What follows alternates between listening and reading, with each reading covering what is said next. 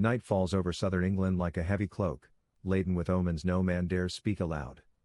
It's June 5, 1944, the eve of D-Day, and in the military camps scattered along the coast, thousands of American soldiers sit in silence, a silence that weighs more heavily than any command, more than any motivational speech, more than any promise of glory. They hold pens in their hands, paper before their eyes, their gaze lost between the blank lines and the dark horizon that awaits them across the English Channel. There's no animated conversation. There's no nervous laughter. There's none of the usual noise of a barracks full of young men ready for battle. There's only the sound of the wind blowing through the tents, the creaking of trees in the distance, and the almost imperceptible sound of pens scratching paper, men trying to find words for something that shouldn't need to be said. They know. Each of them knows, with a certainty that burns within, that tomorrow many will not return. And so they write. Not battle orders. Not tactical reports. Not ordinary letters from soldiers talking about the weather or the army's bad food. No. They write farewell letters, final testaments from men who still breathe, but who already face the possibility of ceasing to exist before the sun sets again. Each word scratched on that paper carries a weight that goes beyond ink, beyond grammar, beyond the social conventions of letter writing. They are declarations of love that may never be heard aloud, confessions of fear that would never be admitted in public, requests for forgiveness that may never be accepted because the recipient will be too busy crying to process the full meaning of those phrases. They are instructions for sons who may never know their fathers, guidance on how to be a good man, how to care for their mother, how to grow strong and courageous even without a father figure nearby. These soldiers were trained to be war machines. They were taught to shoot, to advance, to obey orders without question, to kill without hesitation, to destroy everything that stood in the way of their mission. But in that moment, on the eve of the greatest military operation history had ever witnessed, they needed to be something more. They needed to leave something beyond violence, something beyond destruction, something beyond the blood they would spill and the blood that would be spilled. Their last words were the only anchor of humanity they could carry into the hell that awaited them, the only proof that before they became instruments of war, before they donned the uniform and held the rifle, they were just men with hearts that beat, with souls that loved, with fears that consumed them from within. Stephen E. Ambrose, writing about the soldiers of Easy Company and the men who landed on the beaches of Normandy, said something that perfectly captures the dilemma of these soldiers that June night. They were carrying two wars. The first was the war they would fight on the beach, the physical, tactical, military war, made of bullets and explosions and blood and death. The second was the war they left at home, the emotional, psychological, spiritual war, made of longing and worry and unresolved loves and promises they feared breaking. And these letters, these scraps of paper stained with sweat and sometimes tears, were desperate bridges between these two worlds that seemed impossible to reconcile. How can you be a loving husband and a brutal invader at the same time? How can you be a devoted father and a trained killer? How can you promise to return home when you know the mission you are about to undertake has a casualty rate that could reach 80% in the first waves of landings? These letters were an attempt to bring these two worlds together one last time, to prove that the soldier and the man were the same person, to ensure that even if the body washed up on the beach, the soul, expressed in words, preserved on paper, would come home. Tim O'Brien, a Vietnam veteran and one of the greatest war writers America has ever produced, wrote a book called The Things They Carried, a visceral account of the physical and emotional weight soldiers carry with them to the battlefield. And in this case, on the eve of D-Day, what those men carried wasn't just the physical equipment they'd been issued, the M1 Garand rifles, the extra ammunition, the steel helmets, the combat rations, the grenades hanging from their belts. What they carried, and what weighed infinitely more, was the invisible weight of unspoken goodbyes, of conversations they never had the courage to initiate, of promises they made and now feared breaking, of words that needed to be recorded before the silence of death erased them forever. They carried the weight of knowing that, by writing that letter, they were admitting the possibility of their own death, something no young man, no father, no beloved son wants to confront. They carried the guilt of imagining the suffering their deaths would cause, and they also carried the desperate hope that, somehow, those words could ease the pain, could explain the inexplicable, could justify the sacrifice. So this is the question that guides us throughout this journey, the question that lies at the heart of every letter written that night and every story we will tell. What does a man write when he knows it may be his last chance to say, I exist, I loved, I mattered? How do you summarize an entire life in a few lines? How do you say goodbye without making it seem like the end? How do you offer comfort when you yourself are terrified? How do you promise something you can't keep? These are the questions that haunted thousands of soldiers that June night in 1944. And the answers, written in shaky, tear-stained letters, tucked into pockets close to their hearts, reveal to us not just the story of a battle, but the essence of what it means to be human in the face of death. Pen in hand, paper trembling, not from the wind, but from the trembling of their own hands, the hands of men who had been trained to stand firm under enemy fire but now wavered before a blank page that demanded something far more difficult than physical courage. There was no conversation. There were none of the nervous jokes that normally filled the moments of pre-battle tension. There was none of the noise characteristic of a military barracks filled with young soldiers, the sound of boots pounding on the ground, of rifles being cleaned and reloaded, of commands shouted by impatient sergeants. There was only the sound of heavy, irregular breathing, of men struggling to control the fear that threatened to boil over, and the barely audible sound of pens trying to find words to express the inexpressible, to capture in a few lines all the complexity of a life lived, of loves cultivated, of hopes cherished and now threatened by the imminence of death. How do you write a goodbye when you're still alive? How do you summarize an entire life in a few lines that will fit on a single sheet of paper? How do you say I love you knowing that those may be the last words the person you love most in the world will ever hear from you, not in your voice, but silently, read through tears that will make the ink blurry and difficult to decipher? Every soldier faced the same brutal tension, the same moral and emotional dilemma that had not been covered in any military training, in any combat manual, in any lecture on war tactics. It was the tension between lying to soothe and being frighteningly honest, between offering false assurances of safety and admitting the terrible truth about what was about to happen. Some chose the path of deceptive kindness, writing things like, "Honey, don't worry about me, it will be easy, the Germans are weakened, I'll be home before Christmas so we can celebrate together."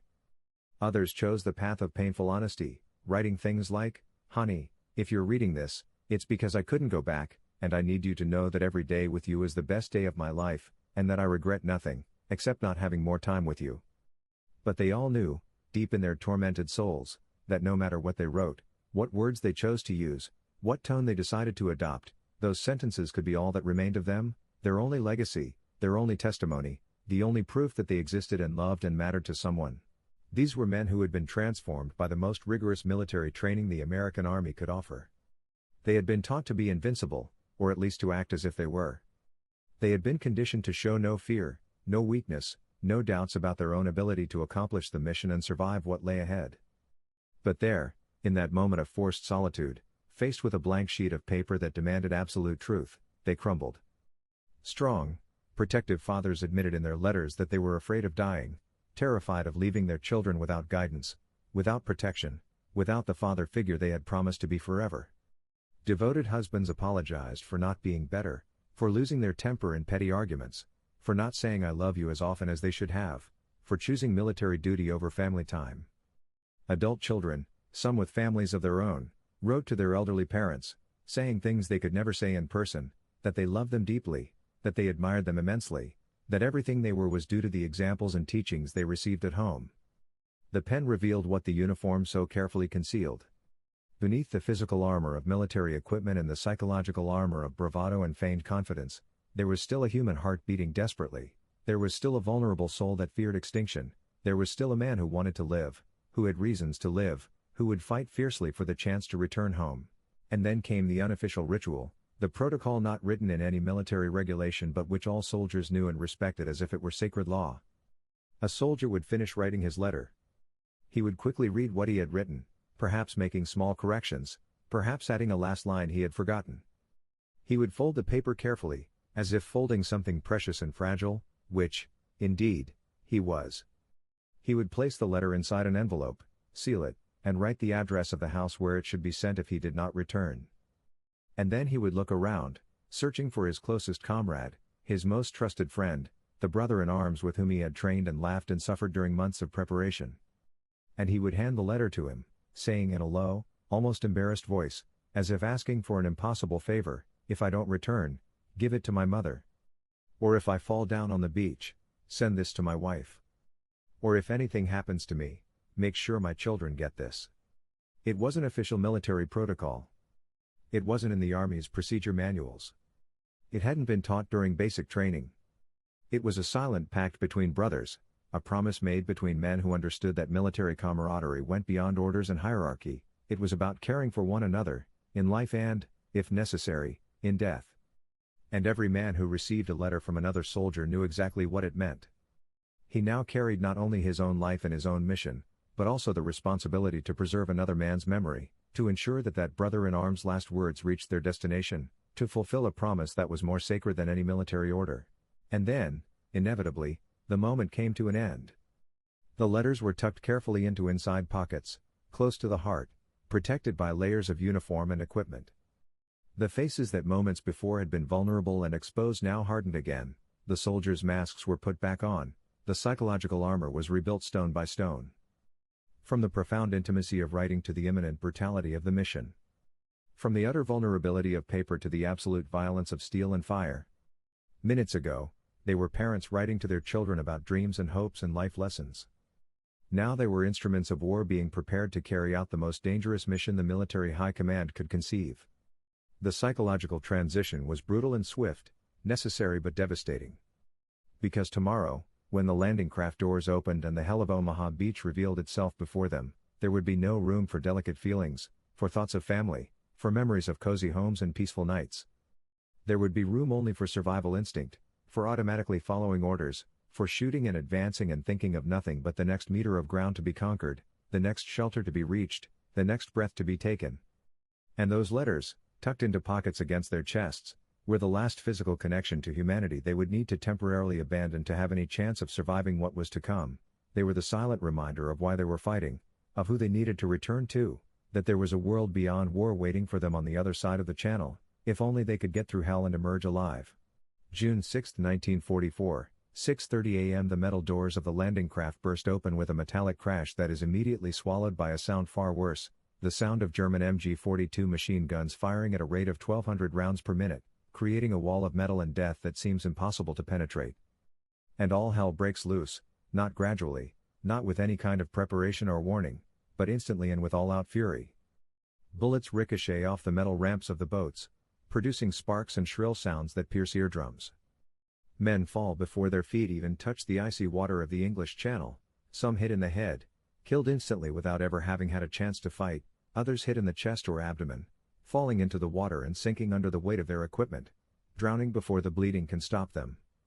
The water, which should have been merely gray and cold, as the European Ocean always is at this time of year, is now tinged with red, a red that spreads in ever-widening patches, mixing with the waves, transforming the sea into something straight out of a nightmare, something no military training could have prepared these men for. Screams of pain, terror, and despair are drowned out by the deafening roar of explosions, German mortars falling on the beach, American grenades being thrown desperately, Sherman tanks trying to advance across the sand and being destroyed by anti-tank fire before they even reach enemy defenses. Metal tears through flesh with terrifying ease. Bones shatter with sharp cracks that can be heard even amid the chaos. Entire bodies disappear in direct explosions, leaving only red stains on the sand and scattered scraps of uniform. Omaha Beach is not a beach at this point in history. It is an industrial slaughterhouse where human life is ground down and discarded with mechanical efficiency and absolute coldness. In the midst of this unimaginable chaos, as they try to run through waist-deep water that seems to be pulling them under as if the ocean itself were conspiring against them, as they witness friends being killed alongside them and know they could be next at any second, some soldiers do something that is pure human instinct, something that defies all military logic but makes perfect emotional sense. They touch their pockets. They feel the paper there, folded against their chests, protected by layers of soaked uniform. For a split second, amidst the storm of metal and fire and death, they touch that letter as if it were a magical talisman, an invisible shield, a supernatural protection against the bullets whistling around them. As if the words of love written the night before could somehow create a barrier between them and death, as if the promises made on the paper could physically manifest and deflect the projectiles seeking their hearts. As if the simple act of carrying those last words close to one's body could guarantee that they wouldn't be the last, that there would be time to write more letters, to say more things, to return home and tear up that goodbye and turn it into just another meaningless piece of paper. It's irrational, it's superstitious, it's completely illogical from a military standpoint. But it's deeply human. It's the desperate gesture of men who need to believe in something, anything, that gives them a reason to keep moving forward when every fiber of their being screams to retreat, to hide, to simply survive by any means possible. But letters are not talismans. Words on paper don't stop bullets. Love written in ink doesn't create shields against German metal. Many never leave the water. Their bodies sink under the weight of their equipment, 60, 70 pounds of ammunition, rations, tools, everything the army decided they would need for the invasion, but which now becomes an anchor pulling them to the bottom of the sea. And with them, the letters sink. Carefully chosen words of love begin to dissolve in the salt water. The ink spreads and blurs, making the sentences illegible.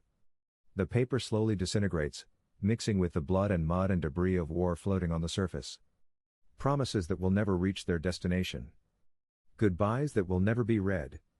Final declarations of men who believed that, even in death, their words could survive and bring some comfort to those left behind, but which now disappear into the ocean without a trace, as if they had never been written, as if that moment of vulnerability the night before had never existed.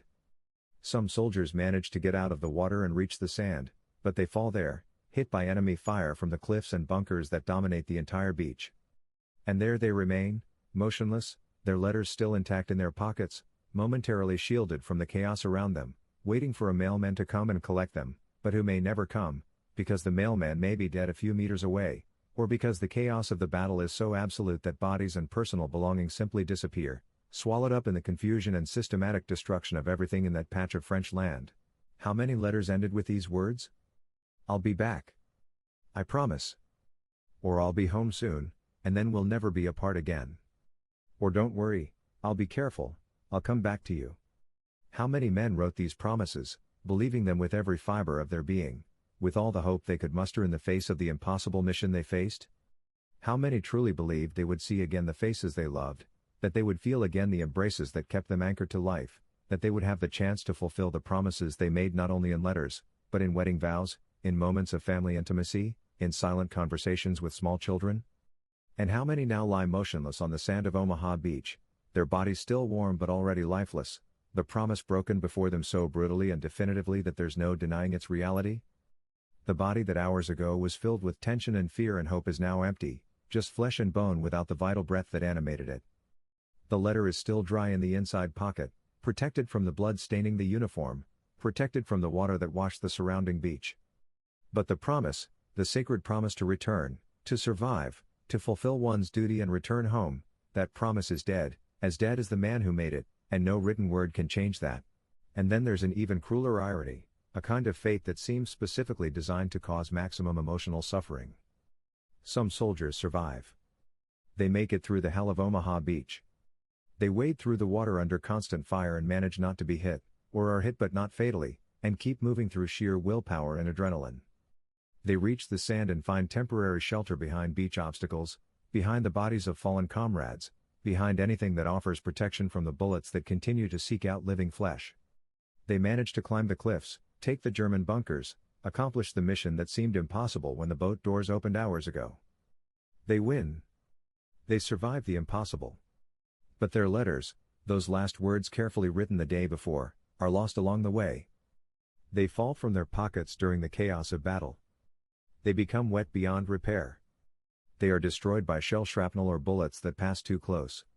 They simply disappear, swallowed up by the confusion and destruction that characterize the battlefield. The final goodbye that never reaches its destination. The final farewell that is never read because, thank God, it didn't need to be read, but which also never could be read even if someone wanted to, because it simply ceased to exist. And these men will return home months or years later, alive but transformed, carrying visible and invisible scars, haunted by memories that will never leave them alone. And they will know, forever, that somewhere at the bottom of the Atlantic Ocean, or buried in French sand, or disintegrated by fire and water, their last words still exist in some form, words they wrote believing they would die, but which survived when they did, creating a strange kind of phantom testimony to a death that almost happened but didn't, to a goodbye that was said but didn't need to be said, to a farewell that now exists in some limbo between the necessary and the superfluous, between the tragic and the relieving. Back in the United States, thousands of miles from the battlefield, far from the sound of machine guns and the smell of gunpowder and blood that still permeates the air of Normandy, there is a man with a mission that doesn't involve shooting anyone, doesn't require the physical courage to face enemy fire, doesn't require him to risk his life crossing beaches covered in death. But what he carries is, in many ways, a burden even heavier than any military equipment, more devastating than any combat wound. He is the officer responsible for returning the personal belongings of soldiers fallen in battle, the wallets filled with family photos, the wristwatches that stopped keeping time at the exact moment of death, the wedding ring stained with dried blood, the religious medals that didn't protect their owners as they hoped. And, more important than any material object, he is responsible for delivering the posthumous letters, those last words written on the eve of battle by men who knew they might not return, and who did not.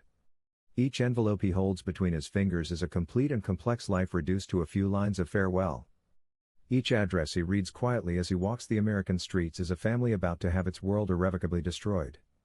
Each door he knocks on is a threshold between before and after, between hope and despair, between a life of meaning and a life of mere survival in the face of unbearable loss. And he knows, with a certainty that weighs on his shoulders like molten lead, that by knocking on that door he is bringing with him the end of a world, the world in which that wife still had a living husband, in which that mother still had a child breathing somewhere far away, in which those small children still had a father who would one day return to embrace them. The scene is repeated hundreds, thousands of times in cities and towns across America. A wife is at home, perhaps preparing dinner with the rationed food the war allows, perhaps caring for her young children who ask every day when daddy will be back, perhaps just sitting by the window, looking out at the street with that mixture of hope and terror that characterizes all those who have loved ones at war. She hears a knock on the door, not the casual knock of a neighbor or a regular mailman, but a formal, heavy knock, loaded with meaning even before a word is spoken. She stands slowly, her heart already starting to race, her hands already beginning to tremble, because somewhere deep and primitive in her brain, she already knows what is about to happen, even if her conscious mind still refuses to accept it. She walks to the door, her legs weak, the world spinning around her, nausea rising in her throat. She opens the door, and she sees the impeccable military uniform, the medals and insignia that identify an army officer, the serious, compassionate face of a man about to destroy her life with a few carefully rehearsed phrases that never sound any less brutal for having been said 1,000 times before. In that instant, before any words are spoken, before any explanation is offered, before any letter is delivered, she already knows. Terror comes before confirmation. Grief begins before the official news. The heart breaks before the brain fully processes the information. Because everyone in America in 1944 knows exactly what it means to see an army officer standing at your door with that expression on his face. It's not to deliver good news about promotions or decorations. It's not to bring news of military victories or happy letters. It's to deliver the worst news any human being can receive, that someone you love more than life itself has ceased to exist, and that you will have to find a way to continue living in a world that now seems empty and meaningless. The officer clears his throat, removes his hat in a gesture of profound respect, and utters the words carefully composed by some military committee to be both official and compassionate, but which inevitably sound cold and inadequate given the magnitude of what they are communicating. Madam, I deeply regret to inform you that your husband, soldier so-and-so, was killed in action during the landing operations in France. The words hang in the air for a moment, seeming unreal, as if they were mere sounds without real meaning, as if they were part of some nightmare from which she will awaken at any moment. And then reality imposes itself with devastating force. He is dead. Not wounded. Not missing. Not captured. Dead. Gone. Never to return. Never again will she feel his arms around her. Never again will she hear his voice calling her name. Never again will she see his smile or feel his kiss or sleep beside him feeling the comforting rhythm of his breathing. It is all over. And then the officer reaches out, holding a stained and crumpled envelope, and says in a soft voice filled with a compassion that is genuine but cannot ease the pain, "He left this for you. He wrote it on the eve of battle. The last letter. The last words. The final testament of a man who was still alive when he wrote it, who still hoped to survive but who wanted to ensure that, if he did not, his final words would reach her." And now she holds this piece of paper between trembling fingers, seeing the familiar handwriting she would recognize anywhere, and knows she will have to read words written in the future but which now need to be read in mourning, words that were composed by a living man but which are now messages from a dead man, words that should bring comfort but which will inevitably also bring renewed and deeper pain. And the officer who delivers these letters, and the surviving combat comrades who now must visit the families of their friends who died alongside them, all carry a specific, gnawing guilt that will never completely leave them. It's survivor's guilt, that inner voice that incessantly asks why they lived when so many others died, what they did differently or special that allowed them to escape when the bullet seeking them missed them by inches but struck the man next to them. Each letter they deliver is a visceral, inescapable reminder of this brutal reality. I'm here, alive, breathing, talking to you. He's not. He's in a makeshift grave in France, or at the bottom of the ocean, or simply missing, his body never found. I came home. He didn't. I can hug my family tonight. He'll never be able to do that again. Rational logic dictates that there is no blame to be borne, that survival in combat is often a matter of blind luck rather than merit or lack thereof, that each man did his best and some were simply luckier than others. But logic does not govern the traumatized heart. Guilt settles deep, taking root that intertwines with every memory of war, with every nightmare about fallen comrades, with every silent moment when the mind wanders back to that beach, to that specific moment when a friend fell and never rose again. And this guilt is exponentially amplified each time they have to look into the eyes of a widow or a grieving mother and see the unspoken but unmistakably present question, "Why did you come back and my husband didn't? Why are you alive and my son dead?" But they keep doing it. They keep knocking on doors. They keep delivering letters and personal belongings and devastating news. They keep facing the tears of widows and the despair of mothers and the confusion of young children who can't fully grasp that daddy will never come home again. Why do they keep doing it when it would be so much easier to simply mail everything, to let an impersonal service deliver the bad news and the last words? Because it's an honor. Because it's a sacred duty that goes beyond military orders and official protocol. Because it's the last thing they can do for their fallen brothers, to ensure that their last words are delivered in person, that their memories are preserved with dignity, that their families know they didn't die alone and forgotten, but surrounded by comrades who love them and will remember them for the rest of their lives. It's their way of honoring sacrifice, of giving meaning to death, of transforming individual tragedy into part of something larger that justifies, or at least attempts to justify, the unbearable loss. But it is also a curse because each delivery, each door they knock on, each painful conversation with grief-stricken family members, reopens their own emotional wounds. Not just the wounds of the family receiving the news, but the wounds of those delivering it, the memories of battle that never fully heal, the faces of dead friends that appear in dreams and nightmares, the sound of the last words they heard before those men were silenced forever. And they know they will carry this burden for the rest of their lives, that there will never be a day when they wake up and do not think of their lost comrades, that the war may be over, but its consequences will echo through the decades, shaping who they are and who they can never be again. But not all stories end in absolute tragedy, and this needs to be said because war, however brutal and destructive, does not consume all who enter its domain. Some soldiers survived. They walked through the hell of Omaha Beach and emerged on the other side, wounded perhaps, traumatized certainly, changed in ways they will never be able to fully explain to those who weren't there, but alive. Their hearts still beat. Their lungs still drew air. Their brains still processed thoughts and memories, even if those memories now included things no human being should have to witness. And those farewell letters they wrote on the eve of D-Day, those final words carefully composed with the intimate certainty that they might be the last things they would say to their loved ones, never had to fulfill their darkest purpose. They never had to be read as the final testaments of dead men. They never had to serve as final messages from beyond the grave.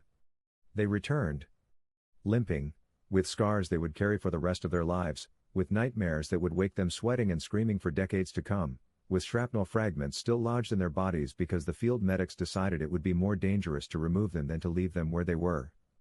But they returned. And those letters, which should have been the end of it all, became just words on paper, historical documents of a specific moment of terror and vulnerability, but not epitaphs, not last words, not final farewells. Imagine the moment a soldier finally returns home after months in Europe, having survived not only D-Day but the entire subsequent campaign through France and Germany. He enters the house, greeted with tears of joy and relief by a wife who prayed every night for this moment to come, who spent months oscillating between hope and despair, who kept the house running, the children fed, and her sanity intact through sheer willpower and faith that he would return. After the initial hugs, after the tears and the rushed words trying to express the inexpressible, after the children finally fall asleep exhausted from the emotion of having their father back, he goes upstairs to his room, opens the dresser drawer where he usually kept his personal belongings, and finds the letter he left behind before leaving, the goodbye letter his wife had kept all this time, never opening it, respecting the silent pact that it should only be read if he did not return. He picks up that envelope, yellowed with age, feels the weight of the paper between his fingers, and for a moment reads the first lines of what he wrote months ago in a camp in England, on the eve of the greatest battle of his life. And then, with tears streaming down his face but a smile beginning to form on his lips, he tears up the letter. He tears methodically, reducing those words, charged with fear and love and farewell, to small fragments that no longer have meaning because the context that gave them power, the imminence of death, no longer exists. That letter represented death, it represented the end, it represented everything that could have happened but didn't. And tearing it up is an act of celebration, the visceral joy of transforming farewell into reunion, the victory not only over the German army but over the very fate that seemed to have been sealed that June night. But even when the soldier didn't return, even when the letter had to fulfill its original purpose and be read by tearful eyes and broken hearts, some of these messages brought a specific and unexpected form of peace. Not the peace of having their loved one back, that peace was impossible, and no written word could create that miracle. But a different peace, more subtle, perhaps deeper. The peace of understanding. Of having closure. Of hearing, even through the silence of death, the last words that man wanted to say. Wives who lay awake nights wondering if they did or said something wrong before he left, if their last conversation was appropriate or if they wasted those precious moments in silly arguments over unimportant things, found in the letter's confirmation that they were loved completely and without reservation. Mothers who tortured themselves wondering if they failed to prepare their children for the harshness of the world, if they should have been more or less protective, or simply different in some way, read words of gratitude and recognition that dispelled those doubts and replaced guilt with pride. Young children who would grow up never truly knowing their fathers, who would have only photographs and second-hand stories to construct an image of the man who fathered them, found in these letters something tangible and real, instructions on how to live, advice on how to be a good man, declarations of love that transcended death and could be read and reread whenever their father's absence became unbearable. The words didn't bring back the dead, no earthly magic could do that. But they brought comfort. They brought the sense that this man had thought of them until his very last moment, that his love had been strong enough to survive even his own physical extinction, that he had left something precious behind that was worth more than any material inheritance. As the years and then the decades passed, these letters took on an even greater and deeper meaning than they possibly had when they were first written. They became sacred family heirlooms, carefully kept in special boxes lined with velvet or soft fabric, preserved from the degradation of time by protective plastic and careful storage in dry, dark places. They were taken out of these boxes only on special occasions, D-Day anniversaries, important family gatherings, moments when younger generations needed to be taught the history of their origins and the price paid for the freedom they now considered natural and inevitable. Grandchildren who never knew their grandparents, born decades after those men fell on the beaches of Normandy, sat in reverent silence as the letters were read aloud, hearing words written long before their own parents were born, sensing through those carefully composed sentences the ghostly yet powerful presence of a man they would never know personally but who had fundamentally shaped the circumstances of their own existence. Great-grandchildren read with amazement about the fears and hopes of a young soldier who was their own age, recognizing in the feelings expressed something universal that transcended the decades and the dramatic changes in society, technology, and culture. The letters were tangible, irrefutable proof. Proof that the man whose photograph hung on the living room wall had truly existed, not just as an abstract concept or a name on a tombstone, but as a complete and complex human being with emotions, fears, and dreams. Proof that he had loved deeply and genuinely, that his love was not something romanticized by temporal distance but something real and documented in his own words. Proof that he had mattered, that his life had had meaning, that his death had not been in vain but part of something greater that deserved to be remembered and honored. And so we begin to see the brutal and beautiful duality of these simple pieces of paper covered in handwriting that was sometimes elegant, sometimes hurried, but always sincere. The same envelope that arrived in the hands of a young widow and brought utter devastation, destroying the world she knew and replacing it with a void that seemed impossible to fill, could also bring a strange and unexpected form of comfort after the first terrible months of acute grief had passed. The same word that initially tore a heart apart with the force of a bullet could, years later, begin to heal wounds that seemed permanent, offering perspective and context in the sense that that death, however tragic, had been part of something greater and nobler than mere individual extinction. The same letter that closed one cycle, the cycle of a young life full of potential brutally cut short by the violence of war, could also open another, the cycle of memory and legacy and the transmission of values across generations. It all hinged on a single variable that was completely beyond the control of anyone involved. Those who returned from the beaches of Normandy and those who remained there forever, bodies buried on foreign soil or lost in the waters of the Channel. The letter itself did not change. The words remained exactly the same, immutable and fixed on the paper. But their meaning was completely transformed by the life or death of the man who wrote it. If he returned, those words became simply an interesting historical artifact, a window into a moment of vulnerability and fear that thankfully did not have to culminate in ultimate tragedy. If he did not return, those same words became a sacred testament, a final instruction, a final declaration of a love that death could not erase. And this is perhaps the hardest and most important truth these letters teach us over the decades. That the full value of our words, the full import of what we say to those we love, is often only understood and appreciated in its full magnitude when we are no longer there to say them again, when those written or spoken phrases become not just everyday communication but permanent inheritance, not just momentary expressions of feeling but lasting definitions of who we were and what we represented to those we leave behind. Today, in 2025, 81 years after that bloody dawn on the beaches of Normandy, letters are still being found. They emerge from the past like messages in bottles thrown into the sea of time, surfing currents of memory and oblivion until finally reaching shores their authors never imagined would exist. They are discovered in dusty military archives where they remained catalogued but unread for decades, filed by efficient bureaucrats who followed preservation protocols without necessarily understanding the emotional weight of what they were preserving. They turn up in the attics of old houses during renovations or cleanings after the last resident of the war generation passes away, hidden in cardboard boxes that have been closed for so long that their hinges have rusted and their contents forgotten by everyone except perhaps the person who originally stored them and who took the secret of their location to the grave. They arrive at museums dedicated to the memory of World War II, donated by families who finally decided that these private treasures should be made public, that the words written by their grandparents and great-grandparents deserve to be shared with a wider audience that could learn from them and honor them. These are messages that, for various reasons, often impossible to fully trace through the decades, never reached their original recipients, lost in the bureaucratic chaos of the post-war era, misplaced during transport across the Atlantic, kept by comrades in arms who died before they could fulfill their promise to deliver them, simply forgotten amid the massive confusion of repatriating millions of soldiers and processing hundreds of thousands of casualties. And now, decades later, they finally find readers. Not the original recipients named on the yellowed envelopes, most of them have passed away, taken by time even though the war spared them. But their children, now elderly themselves. Their grandchildren, middle-aged adults with families and careers of their own. Their great-grandchildren, young adults living in a world so radically different from 1944 that it seems practically alien, but who carry the DNA and legacy of those men who wrote those words under unimaginable pressure. And something utterly magical and transformative happens when a grandson opens an envelope that has remained sealed for 8 decades and reads for the first time the words his grandfather wrote before he even met his grandmother, before he established the family that would eventually result in the birth of this grandson, at a time when the future was completely uncertain and the very real possibility that there would be no future at all hung over every sentence. He begins to understand in ways that history books and television documentaries never could. He understands fear not as an abstract concept but as a lived, felt reality, expressed in the trembling words of a 22-year-old man who had his whole life ahead of him but faced the significant statistical probability that that life would be cut short in the next 24 hours.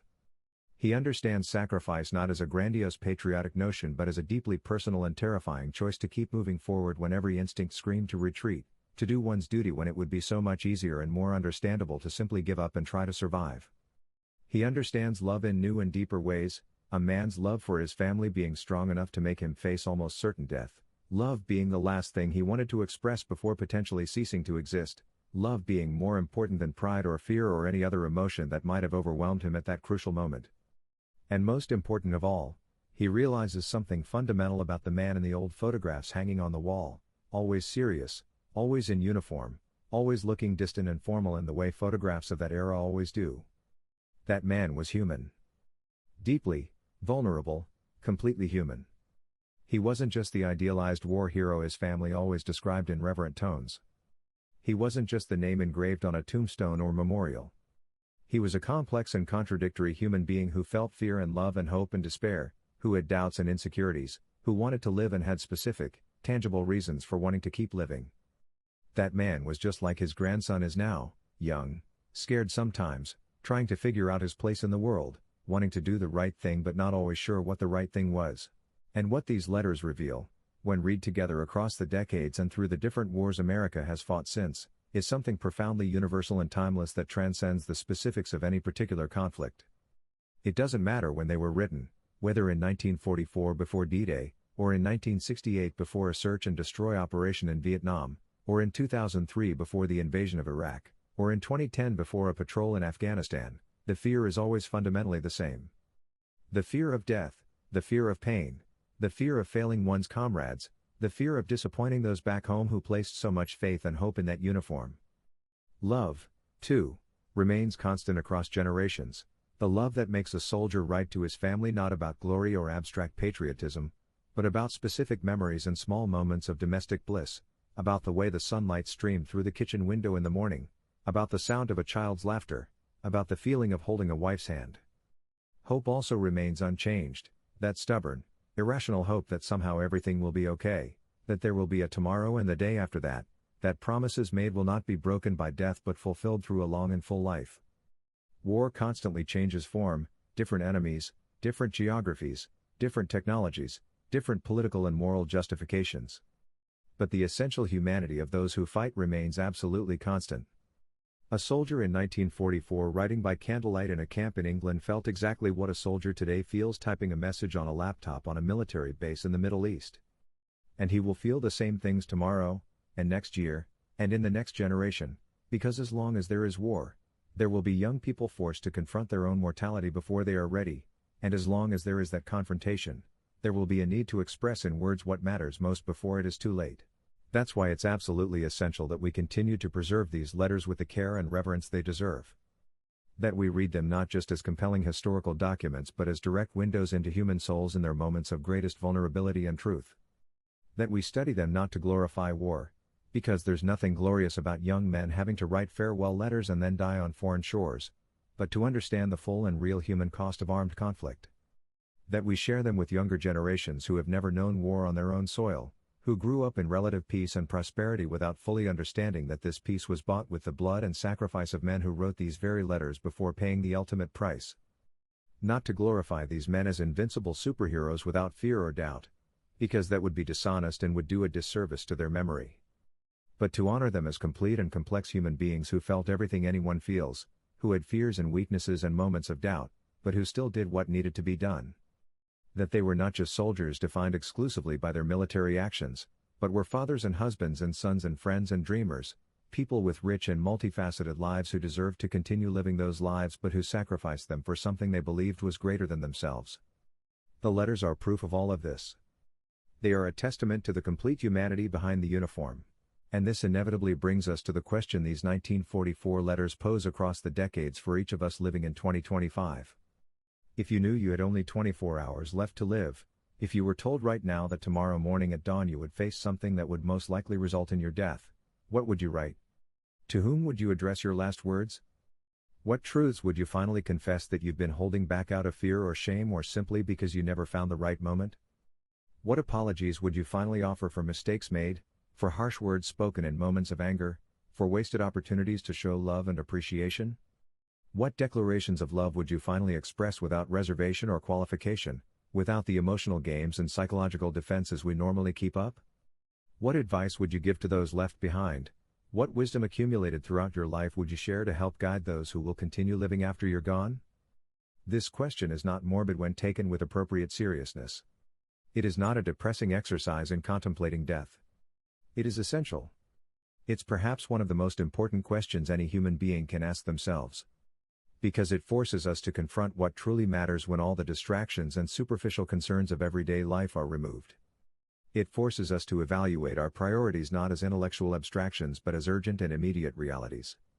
It forces us to say, while there's still time and opportunity, what needs to be said. The words we've been putting off. The conversations we've been avoiding.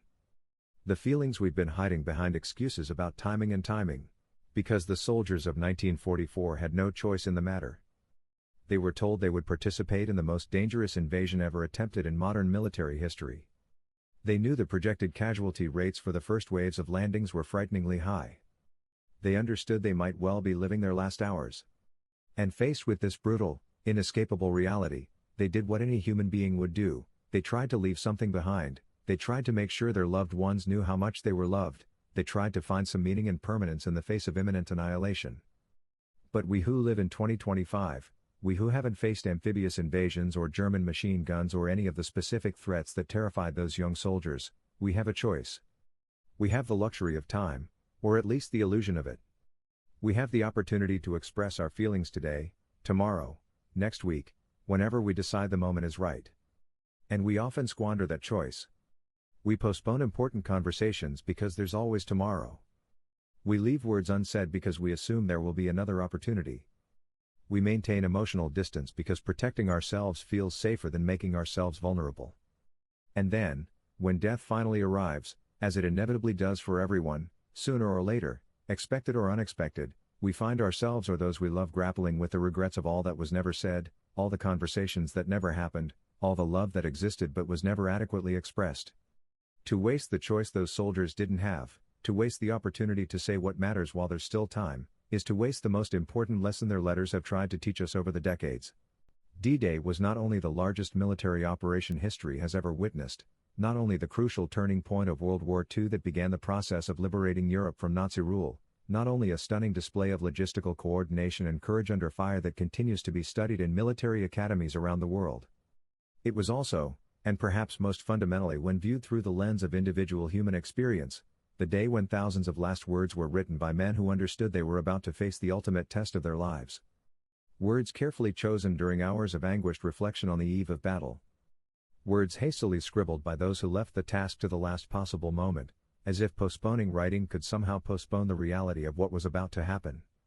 Tear-stained words that the authors tried to hide from their comrades because soldiers were not supposed to cry, but which were inevitable when faced with the very real possibility of never seeing those they loved again. And many of these words, devastatingly many, were never read by the eyes for which they were intended. Lost in the bloody waters of Omaha Beach. Destroyed in the chaos of battle. Buried with the bodies of the men who carried them close to their hearts. Misplaced in the chaotic bureaucratic system of the post-war era. Simply vanished as if they had never existed, as if that moment of vulnerability and truth had never happened. But the simple act of writing them, whether read or not, signified something profound and important. It signified that these men, even knowing they might have only hours left to live, even facing terrifying odds of survival, even terrified in ways they would never admit aloud, still chose to use some of that precious and limited time to express love, to offer comfort, to leave something of themselves behind that transcended violence and death.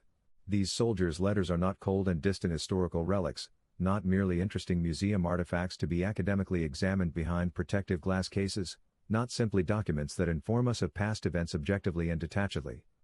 They are living, urgent reminders that pulse with immediate relevance even 81 years after they were written.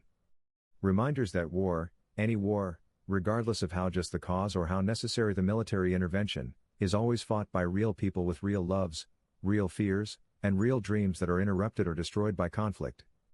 That each casualty coldly reported as a statistic in military reports, 2,500 dead on Omaha Beach, is not just an abstract number but represents 2,500 individual stories of complete and complex lives brutally ended. 2,500 families shattered by loss. 2,500 futures that will never be realized. 2,500 sets of last words that may or may not have reached their destinations, that may or may not have brought some comfort amidst the devastation. And when we understand this viscerally and not just intellectually, when we truly internalize that each of those men was as real and as human as we are, with the same capacities for joy and pain and love and terror, then we can no longer think about war in the same detached and abstract way we may have thought before. Stephen E. Ambrose devoted much of his career as a historian to documenting and honoring what he called citizen soldiers, ordinary men who were not career professional warriors, who had not been raised and trained from childhood for combat, who came from farms and small towns and urban neighborhoods across America, who had been teachers and farmers and factory workers and salesmen and college students before war transformed them into invaders and liberators. Ordinary men who did utterly extraordinary things not because they were naturally heroic or inherently brave in ways the rest of us are not, but because circumstances demanded it, because they refused to let their comrades down, and because they believed they were fighting for something worth the ultimate sacrifice. And these letters they wrote on the eve of D-Day proved definitively and movingly that they never stopped being human even when they were being forced to act as war machines. Even in the hell of Omaha Beach, with machine guns ripping through the air around them and explosions shaking the ground beneath their feet and men dying in droves in the red water and on the blood-stained sand, They were still fathers thinking of their children, husbands thinking of their wives, children thinking of their mothers. They still carried those letters close to their hearts as if the paper could somehow protect them or at least ensure that something of them would survive even if their bodies didn't. They still loved. They still hoped. They still mattered to someone and knew they mattered. And this stubborn persistence of humanity even amidst the extreme dehumanization that war imposes, is perhaps the most powerful testament to resilience and human dignity we could ask for. E.B. Sledge, who survived some of the most brutal battles of the Pacific Campaign and spent decades afterward trying to process and communicate what he had experienced, wrote something that perfectly captures the burden survivors carry. He said that the surviving soldier carries not only his own memories, his own experiences, his own traumas and nightmares, but also the stories of those who fell alongside him. He carries the responsibility to remember and honor those who did not return, to ensure that their lives and deaths are not forgotten or reduced to mere statistics, to keep alive the memory of their sacrifice. And these letters are the definitive testament to this sacred burden survivors carry. They are the physical, tangible proof that those men who died were whole people with rich inner lives, deep relationships, and hopes for the future. They are the legacy they left behind, the last words they were able to offer the world before silence consumed them. And so, every war, when viewed through this human lens and not just through a military or political lens, is ultimately a collection of last words. Words written by those who died and by those who survived but could easily have died. Words that capture in their urgency and sincerity something essential about what it means to be human in the face of death. And it is our collective duty as a society, as heirs to the freedom that was bought with that blood, to ensure that these words are never forgotten, that they continue to be read and studied and honored by each successive generation. Because the letters of D-Day teach us an eternal truth that transcends that specific moment in history. They teach us that even in the face of certain death, even when all rational hope has been abandoned, even in the absolute abyss of terror and despair, the human impulse to love, to connect with other human beings, to matter and to be remembered, is indestructible. Nothing, not German bullets, not the cold of the ocean, not the bloody sand of Omaha Beach, could completely extinguish that impulse. And this, above any military victory or strategic achievement, above any liberated territory or defeated enemy, is what is truly worth honoring when we remember D-Day and the men who lived and died there.